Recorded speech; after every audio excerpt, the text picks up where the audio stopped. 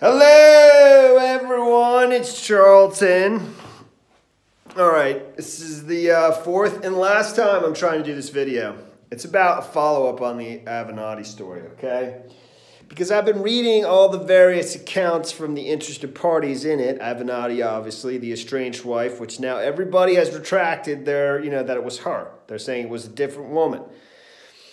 But I am saying, before I do, real quick, you know what? I just saw the coolest thing earlier today. We just got our first snow in Philly, and actually it's way worse than anybody thought. I might be even stuck here. Seriously, I might have to have my wife pick me up. My truck's terrible in the snow.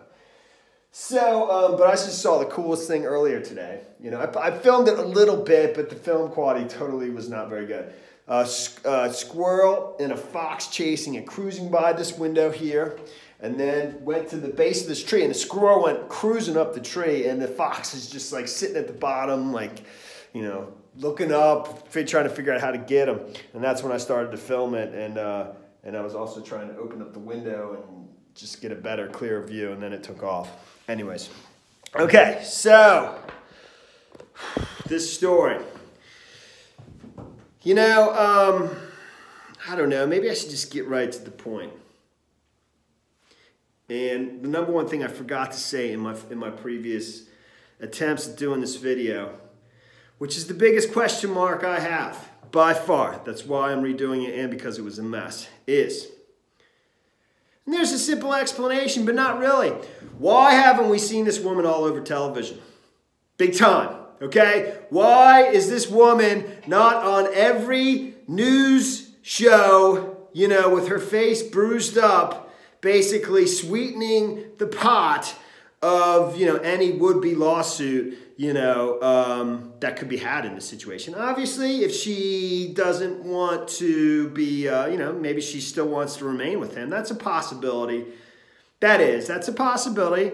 And, but I don't know, dude. In this circumstance, a famous person like Michael Avenatti, a woman that he's dating, that's on the outs, and has been kicked out of the apartment and supposedly, allegedly, was in a domestic violence, suffered domestic violence from him.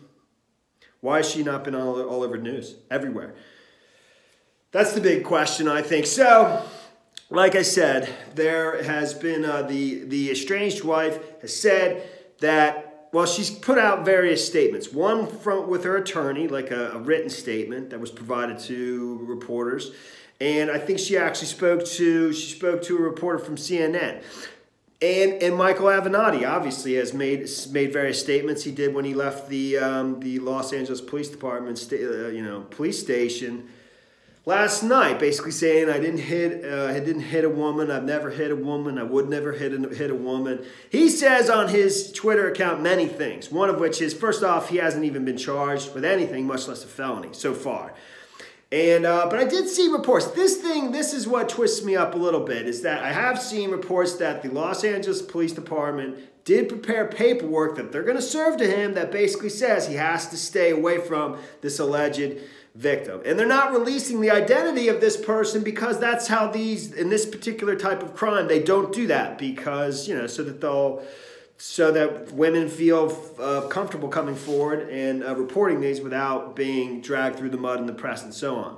And that could be another reason why she's not all over television. But still, in this instance, you would think that person would be, and maybe we still will see that person on television. That could be. Okay, so there was a domestic violence incident report taken on Tuesday. We don't know what time Tuesday. Then on Wednesday is when everyone started finding out about this because of some woman, allegedly out front of the apartment complex where Michael Avenatti lives, comes out of the building with sunglasses, face bruised up, marks on both cheeks, screaming on a cell phone, presumably speaking to Michael Avenatti, saying, I can't believe you did this to me. I'm going to get a restraining order against you. And then at some point, the police show up. I saw reported that she had actually called the police so that they would be on standby, so when she retrieved her things, another incident wouldn't develop. But I also saw another report that they just showed up when Michael Avenatti showed up. And he shows up 5 minutes after she has she's given access to the building and I guess allowed into the apartment by property management. I don't know. But my point is that I don't think they ever saw each other, these two persons. The person in the sunglasses with the bruised face, who we don't know the identity of, you know, and Michael Avenatti on Wednesday, I don't think they ever saw each other in that incident because she's allowed in. He shows up 5 minutes later. He tries to he's denied access to the elevator, and actually he's taken over to the corner of the lobby and spoken to by police and eventually taken into custody.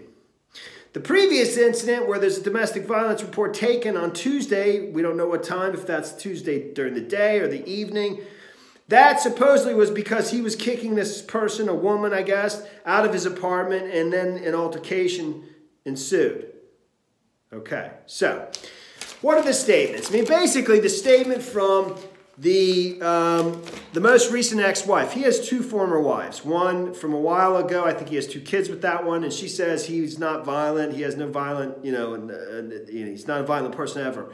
And his most recent ex-wife, Lisa Storie-Avenatti, who he went through a contentious divorce with just recently. And there's various documents, but that's always the way many divorces go. And both sides always make claims that he had a bad temper and stuff like that. But she now says he's not a violent person and he would never do that. But the statement provided by her attorney, you know, and he actually says after seeing the TMZ report, she and him, the attorney and Lisa Storie-Avenatti, they say this, and which to me is like, why do you even need to see the TMZ report? I mean, why would you need to see anything? You know you're not there, period. You're not the woman. Why aren't you just saying, it's not me, I'm not the woman? And they're not exactly saying that. That's what's driving me, you know, to make me think that it just seems like people are choosing their words so carefully. And, you know, I'm not saying this is a hoax. I'm just saying I don't understand. I don't understand. So, through the attorney, he said Miss Storie-Avenatti was not subject to any such incident Tuesday night.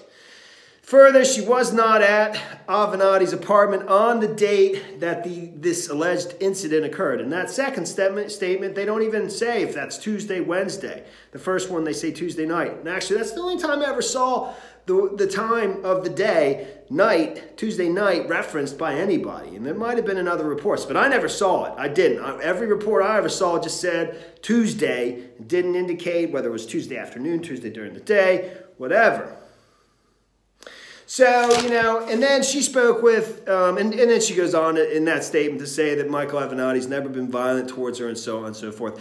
And she spoke to, I think, a reporter from CNN, and to her she said, bruises on my face, question mark. This is Lisa Storie-Avenatti, the estranged wife, which, you know, everyone says it wasn't her now. And, but she says to the CNN reporter, bruises on my face, question mark. I don't have any bruises on my face. He didn't put any bruises on my face. She just says, bruises on my face, question mark. And then it is insanity. He wouldn't hit anybody, especially a woman. He's got 2 daughters.